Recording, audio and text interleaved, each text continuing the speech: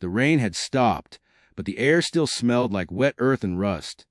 I stood on the porch, my suitcase heavy in one hand, my daughter's fingers laced in the other. Behind us, the little house that had been our safe place for 2 years sat quiet, too quiet. That's when I saw him. The stray with amber eyes sitting under the crooked fence post, watching us the way someone watches the last bus leave without them. His fur was matted, a dull patchwork of mud and old scars, but it was his stillness that caught me. Not begging, not barking, just waiting. My daughter waved, her small voice carrying in the fog, "Doggy." I thought that would be the end of it. But as we drove away, I caught his reflection in the rearview mirror, a shrinking silhouette in the mist. Something in my chest tightened, the kind of pull you can't explain. I didn't know it then, but that dog was about to rewrite everything I believed about loyalty, timing, and impossible rescues. The rain had stopped, but the air still smelled like wet earth and rust. I stood on the porch, my suitcase heavy in one hand, my daughter's fingers laced in the other. Behind us, the little house that had been our safe place for 2 years sat quiet, too quiet. That's when I saw him. The stray with amber eyes, sitting under the crooked fence post, watching us the way someone watches the last bus leave without them. His fur was matted, a dull patchwork of mud and old scars, but it was his stillness that caught me. Not begging, not barking, just waiting. I tried to ignore the tug in my chest, focusing instead on the road ahead. We had made the decision to leave, even if I wasn't sure it was the right one. The house had been more of a burden than a home lately. Bills piled high, arguments in the night that echoed through the empty rooms. This was supposed to be a fresh start. The world seemed as dull as the sky, the light just a hazy smudge on the horizon. My daughter tugged at my hand, breaking my thoughts. "Bye, Doggy," she called, her voice thin but full of sweetness. The dog didn't blink. He simply watched us, his gaze as steady as the earth beneath us. There was a moment, just a flicker, when I thought I saw a kind of recognition in his eyes. Something deep, as if he understood exactly what this goodbye meant. But then it was gone, like a ripple in the water that disappears as quickly as it forms. I forced myself to turn away, gathering the last of my strength for the journey ahead. As we drove down the narrow road, I glanced at my rearview mirror. The house, now too far to reach, was a distant memory. But the dog was still there, standing on the edge of the world, his figure growing smaller and smaller, swallowed by the mist. The tangle of emotion twisted inside me, but I pushed it aside, knowing it was just another part of the past that couldn't be changed. What I didn't know, as I looked ahead to the future, was that this was not the end for him. Or for me. The dog, who never asked for anything, had just begun his journey, and so had mine. The storm hit suddenly, its heavy clouds rolling in like a dark promise of trouble. We were still hours from our destination, stuck at a small roadside motel with flickering neon lights and a smell of stale coffee in the air. My daughter curled up in bed, watching the rain race down the window panes, her fingers tracing patterns on the glass. The sky outside bled into shades of gray and black, as though the world was in mourning for something we couldn't quite name. I sat on the edge of the bed, mindlessly scrolling through my phone, trying to avoid the silence that kept pressing in on us. Ethan had been distant for months, his work trips dragging him away like the tides, pulling a ship out to sea. I hadn't noticed how much his absence had hollowed me until that moment. The absence of both him and the life I thought we'd build together. The hollow space between us, just as vast and endless as the storm outside. I glanced at the clock. It was nearing midnight. I needed to sleep. But sleep had become an old enemy, one that came with its own set of nightmares. Suddenly, a knock on the door. Short, quick. I froze, heart skipping in my chest. "Mom, who's that?" My daughter's voice was barely above a whisper. I moved to the door, unlatched the chain, and opened it just enough to peer into the dark hallway.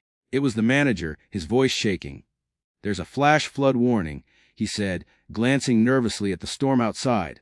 "The creek near your old house is rising. You might want to keep an eye on it." I nodded, feeling a strange tightness in my chest. This wasn't just a storm. This was something more. I closed the door, trying to shake the unease that had suddenly settled in. But my daughter was no longer watching the rain. She was staring at me, her small face scrunched in concern. "Mom, what about the dog?" she asked. I blinked. "What dog?" I replied, though the memory of him, the stray, flickered back like a ghost in my mind. "You know the one we saw," she said softly. "Is he okay in the rain?" I stared at her, heart in my throat.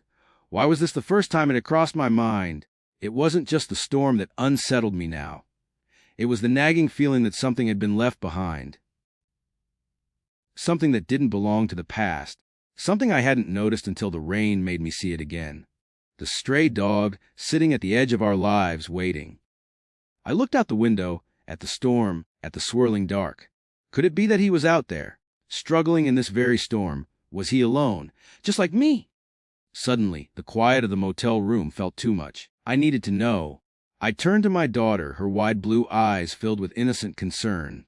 "We're going back tomorrow," I said, my voice steady, but my heart pounding with the kind of urgency I hadn't felt in a long time. "We have to check on something." She nodded, not asking any questions. She had no reason to know the weight that was pressing on me now. As the rain poured harder against the glass, I felt something shift in me. It was as if the storm had cracked open something long buried. A need to go back to make sure no one was left behind. I didn't understand it, but I knew I had to go. The sun had barely risen when we set out the next morning. The road back felt like a forgotten memory, the turns and bumps of the familiar path swallowed by the overwhelming quiet of the storm's aftermath. The sky was still a heavy gray, the air thick with dampness and the smell of wet leaves. It seemed like the world itself was holding its breath. The further we drove, the more the neighborhood transformed. Our old house was barely visible beneath the thick sheets of rain. The once quiet street now lay in ruins, homes sunk in mud, driveways flooded, trees twisted in the wind's angry grip. The world I had tried to leave behind was now a broken, waterlogged version of itself. The familiar street signs, the worn-out mailbox, they were all submerged beneath feet of water. But it wasn't the water that made my chest tighten, it was the absence of life. No neighbors, no children playing in the yards, just the eerie calm of destruction. The kind of silence that hung in the air like an unanswered question. I parked the car, the engine sputtering out in protest, and got out, my feet sinking into the wet ground as I stepped into the flooded streets. The air was thick with the scent of wet asphalt and something else. Something sharp. A hint of oil, maybe. A sense of finality, as though the world was moving on without us. "Mom, look," my daughter whispered, tugging at my sleeve. She pointed toward the corner, where a small group of neighbors were gathering, clutching pets and boxes of belongings as if the floodwaters had erased more than just the streets. The people who had once shared our lives now looked like refugees, displaced by a force much bigger than themselves. I moved closer, asking if anyone had seen the stray. No one had, but one of the neighbors, a woman with a shawl wrapped tightly around her shoulders, told me that there had been a dog in the area the night before. A dog that had been acting strangely, almost as if it were searching for something. She spoke in hushed tones, her eyes darting to the rising waters. I saw it myself, near the alley behind the old bakery. It wasn't running from the flood. It was walking straight into it like it knew something we didn't. A shiver ran down my spine. The dog, he wasn't just waiting anymore. He was moving towards something, like a shadow hunting in the rain. With nothing more to go on, I waded through the knee-deep water, my daughter following me with tentative steps. The feeling of the cold water against my legs was a cruel reminder of how much had been lost. I looked down the alley behind the bakery. It was nothing more than a wall of water now, but in the distance I could just make out something moving. Something small. And then I heard it, the bark. Sharp. Urgent. It was the dog. The stray. He was leading something, or someone. As I approached, my heart started to race. The dog was not alone. He had a child with him, a little girl, no older than my daughter, shivering and drenched in the rain. Her small body was limp in the dog's protective gaze. The dog's amber eyes locked onto mine with the same intensity I had seen before. Not a glance, not a casual stare, but a recognition, as if he had been waiting for me. For a moment, time stretched. The scene around us felt distant, blurred by the constant roar of the storm. The dog didn't bark again. He just stood there, looking at me, then at the child, and then back to me again, as if asking me to take the next step. The girl's face was pale, her lips blue from the cold. I rushed to her, lifting her into my arms.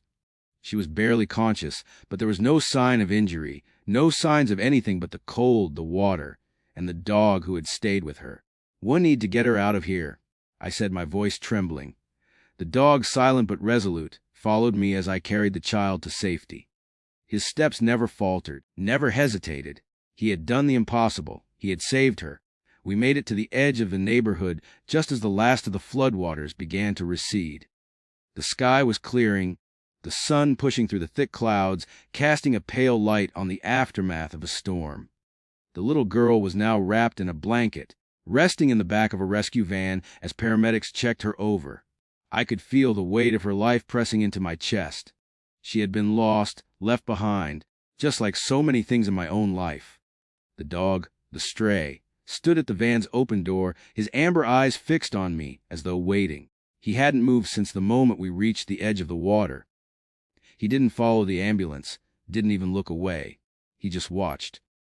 For the first time, I saw him as more than just a stray, more than just the nameless animal that had watched us leave that morning.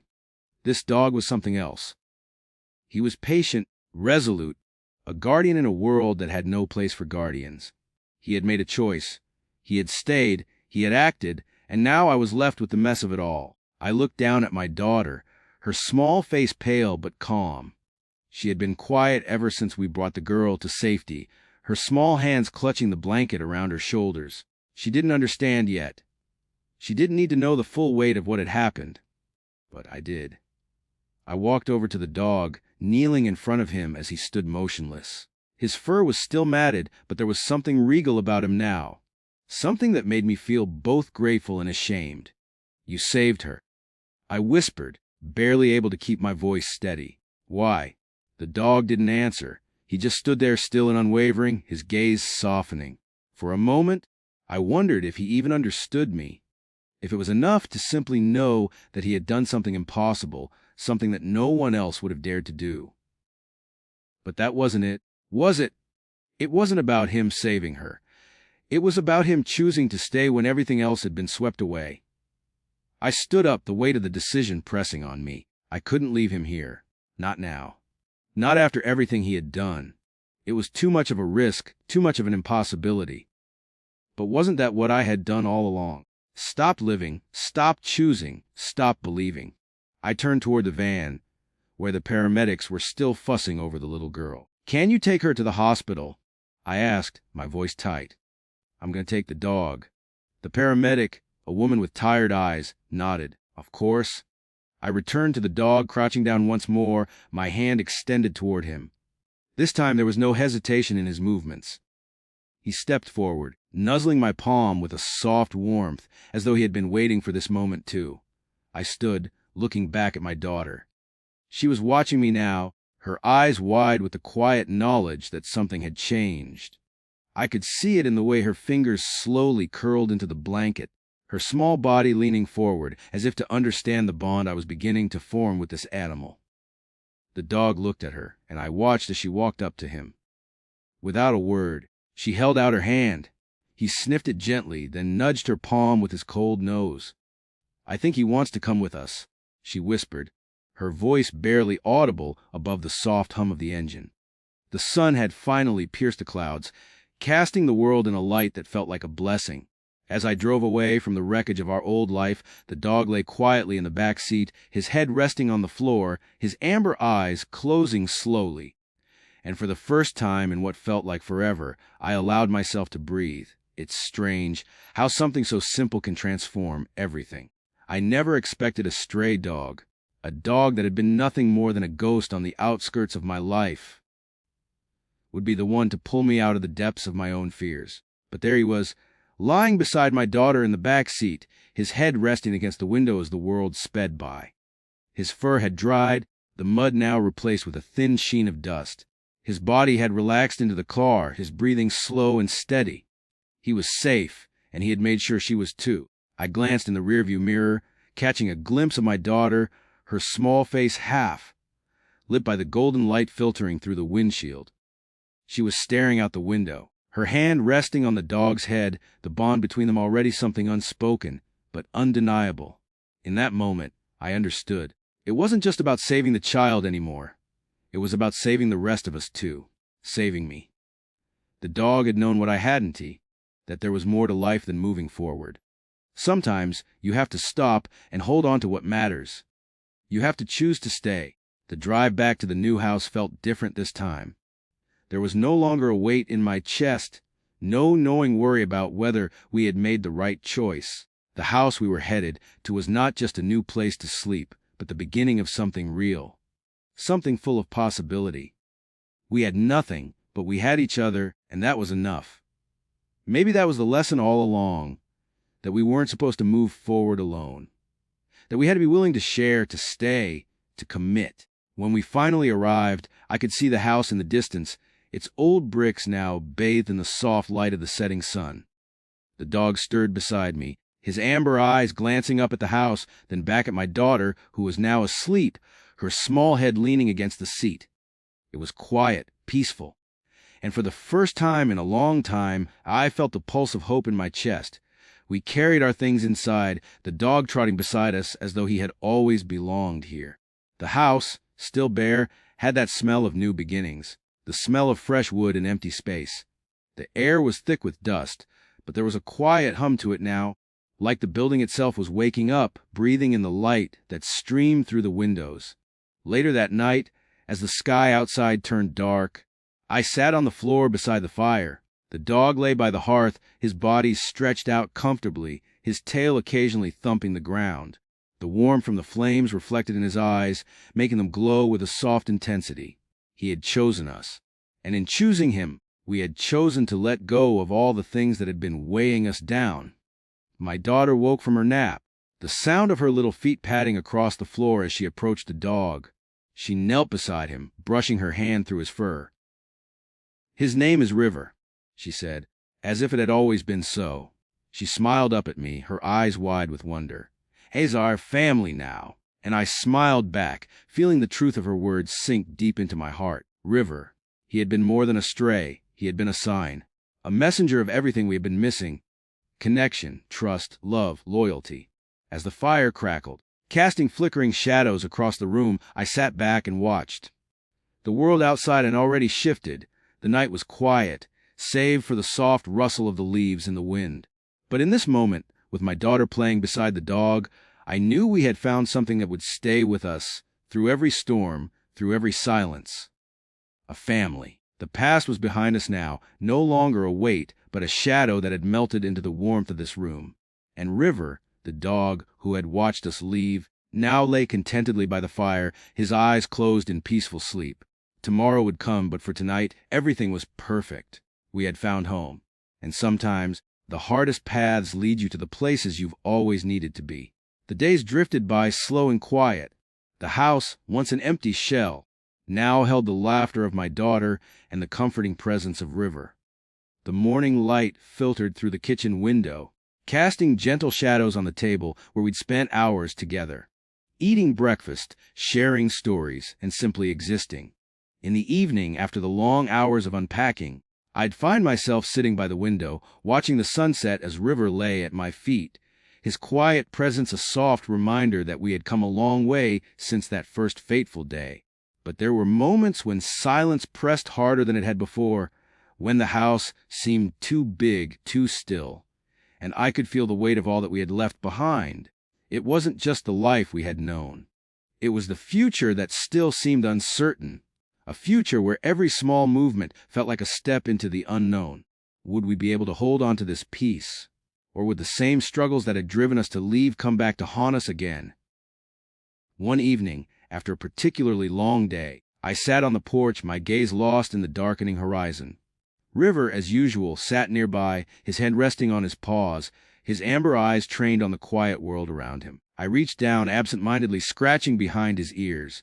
He leaned into my touch, and for a moment I felt a strange, unspoken connection, as though he, too, was navigating this new beginning alongside us, feeling the pull of uncertainty. "What's next, River?" I whispered into the cool night air. "Are we really going to be okay?" I wasn't sure if I expected him to answer. Of course, he didn't.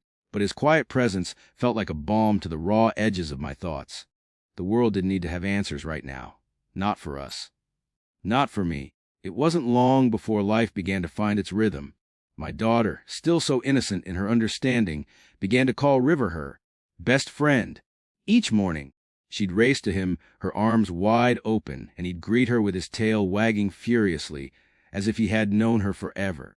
There were no barriers between them, no time needed to build trust. For the first time in a long while, I saw my daughter truly happy. But then, the storm that I had feared came. It didn't arrive with thunder or rain. It came in the form of a letter. A letter from the bank, informing us that we were behind on our mortgage payments. I sat at the kitchen table, staring at the cold paper, the words beginning to blur together. The silence in the room grew thicker with each second, heavier than it had ever felt. "What's wrong, Mom?" My daughter's voice broke the stillness, and I looked up to see her standing in the doorway, her eyes full of concern. "Nothing," I said quickly, wiping my hand across my face. "Just grown-up stuff." She didn't seem convinced. River, who had been lying in the corner, stood up and padded toward me, his head resting gently on my lap as if offering comfort. I stroked his fur, feeling the steady rhythm of his breathing, and for a moment, I wondered if he knew more about staying grounded than I did. But what could I tell her?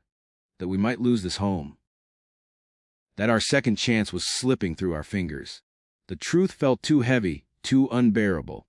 The weeks that followed were a blur of phone calls, meetings with the bank, and long nights where I sat in the dark, trying to calculate how to make ends meet. But with every passing day, I realized something important. We were still here. The roof was over our heads, and the sound of my daughter's laughter still echoed through the halls. We weren't out of the woods yet, but we weren't alone. River never left our side. In the mornings, he'd lead my daughter outside, his tail wagging excitedly as they ran together in the yard. In the evenings, after the long struggles of the day, he would curl up by the fire, his presence a quiet reminder that the most important things in life couldn't be measured in bills or numbers.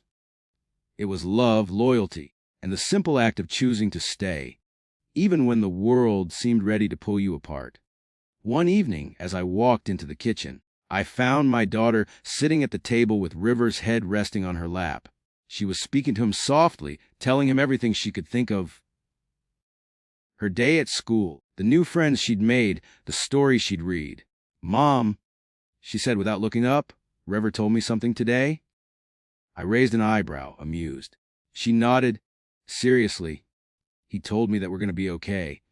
And I think he's right." And maybe, for the first time in a long time, I believed her. It wasn't just a passing feeling, that trust we had built together. As the months passed, I began to see the truth in my daughter's words. River wasn't just a dog. He was a reminder of everything we had to hold on to. The world would throw storms our way, challenges we couldn't predict, but we had each other. And in the end, that was enough. The day came when we received a call from the bank. They had reconsidered our case and agreed to extend the terms of our mortgage. The weight that had been suffocating me lifted, and the future that had seemed so uncertain just months ago now felt full of possibility. I stood in the living room, my daughter dancing around River as he playfully tugged at her sleeve. It wasn't perfect. Life rarely was. But we had made it. We had found a new beginning, one that hadn't been handed to us, but earned through trust, loyalty, and the quiet strength of a stray dog who had shown us the way. As the sun set over our home, I looked at River, the dog who had chosen to stay, and in doing so had brought us back to life. His amber eyes met mine for a moment, as though he was saying, "It's not over. It's just beginning," and in that, I knew we were ready to face whatever came next. Together. The days had passed, and with each new sunrise, the weight on my chest seemed to lessen, though it never fully went away. We had moved into our new home, a place that had been filled with promise, but it wasn't until River had come into our lives that it truly felt like home. He had been more than just a dog. He had been our anchor when the world seemed ready to pull us apart. I stood in the living room, looking around at the quiet spaces we'd filled with what we had left. A few old chairs, my daughter's stuffed animals scattered across the floor, the fading scent of paint and wood. It wasn't much, but it was enough. We were together. That was all that mattered. But even as I looked around, a lingering question followed me like a shadow. Will this last? Could we truly rebuild a life ere everything we had lost? Would the struggles, the sacrifices, the constant pressure from bills, and the weight of financial uncertainty ever stop threatening to drown us again? These thoughts haunted me more than I cared to admit. Then, just as those doubts crept in, I looked to the side, to River. He was curled up on the couch, his fur still a little rough from the storm, but his presence filled the space in a way I hadn't expected. His amber eyes were closed, his breathing steady, but there was something about him in that moment, something that made the air feel lighter. The sound of my daughter's laughter broke through the silence, and I turned to see her running toward River. She was still so small, her face full of hope and innocence, a spark in her eyes that had been missing for too long. She knelt down beside him, her fingers brushing through his fur as she whispered something in his ear. River's ears twitched, and he opened his eyes, glancing at her with that same knowing gaze he had always had. "River," she said softly, "I'm glad you're here. I think we're going to be okay." And for the first time in months, I believed her. I had spent so much time questioning what the future held, whether we could make it, whether I was strong enough to hold us together. But standing there, watching my daughter and River share their unspoken bond, I realized something that I hadn't been able to see before. It wasn't just about surviving. It was about choosing to keep going, even when everything seemed lost. It was about believing in something greater than ourselves. It was about faith, not the kind of grand promises that the world makes, but in the quiet, unspoken truths that live within us. River had never promised anything, but in the way he had chosen to stay, in the way he had been our constant through all of it, I understood. His loyalty wasn't just to us, it was to the hope that things could get better. And in that hope, we had found our way. I crouched down beside River, my hand resting gently on his head, and I felt the steady rhythm of his breathing, calm, unwavering. For all the uncertainty that had clouded my thoughts, for all the times I had doubted, River had never wavered. He had shown us that the most powerful thing we could do was simply stay. Stay in the fight. Stay for each other. Stay, even when the world was determined to pull us apart. "You've given us more than we could ever repay, River," I whispered, the weight of those words catching in my throat. "You've shown us what it means to love without question, to trust without hesitation." It was a lesson I hadn't been prepared for. That the things we so often overlook, the things that seem too small or too simple to matter, are often the ones that hold us together in ways we can't even understand. As the evening sun began to set outside, casting a soft golden glow across the room, I felt a sense of peace I hadn't known in years. The shadows in the corners of the room seemed less threatening now. The house, once full of doubts and fears, had become a sanctuary, and not because we had things, but because we had each other. We had River. I turned back to the window, watching as the light of day began to fade, and in that moment, the storm that had raged inside me for so long seemed to settle. I realized that the future didn't have to be perfect, and that we didn't have to have all the answers. We only needed to keep going, to keep choosing to love, to stay, and to trust that life, even in its smallest forms, would always find a way to offer us something beautiful. River had taught me that. And now, I knew that as long as we kept choosing each other, we would find our way, no matter what. I looked at my daughter again, her face glowing with joy as she sat beside River, her fingers tangled in his fur. They had found something I had almost lost, something that had been there all along, but had been buried beneath the weight of uncertainty.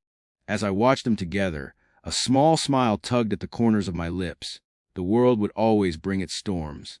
But with River beside us, we had learned that there was nothing we couldn't face, nothing we couldn't survive. Together we were a family. And sometimes, that was all you really needed. The sun finally dipped below the horizon, leaving a quiet darkness in its wake. But it wasn't a darkness that frightened me anymore. It was a space of quiet possibility. And in that dark, with the warmth of the fire beside me, and the sound of my daughter's laughter in the air, I knew that we had finally found the peace we had been searching for all along. The impossible was never really impossible. We had made it. Together.